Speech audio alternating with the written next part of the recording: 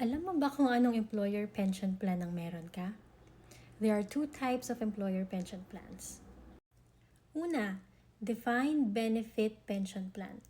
Ito yung type ng pension plan na usually offered lang sa mga government jobs or yung mga malalaking companies. One of the great things about this type of pension plan is company na ang nagmamanage ng pension plan mo. Pag nag-retire ka, may fixed amount ka na matatanggap every month until the day that you pass away. Some of the other defined benefit pension plans, meron din silang tinatawag na cost of living adjustment. Ibig sabihin, tumataas rin yung halaga ng pension income mo habang tumataas ang mga presyo ng mga bilihin. But take note, makuha mo lang tong pera mo kapag nag-retire ka na or kapag umalis ka sa company na yon.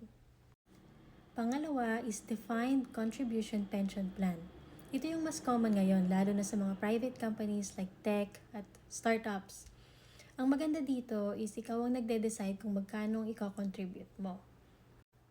Madalas, meron din siyang employer matching. So, meron kang free money na nakukuha from your company to help you grow your money.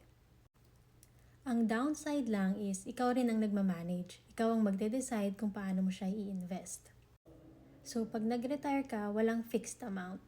Depende na lang siya kung magkano yung nahulog mo and sa galawan ng market. So, ayun. Defined benefit, mas stable and predictable. Defined contribution, mas flexible pero may responsibility. Ang importante, alam mo kung anong meron ka. Follow for more money tips from your Kabayan Advisor in Canada.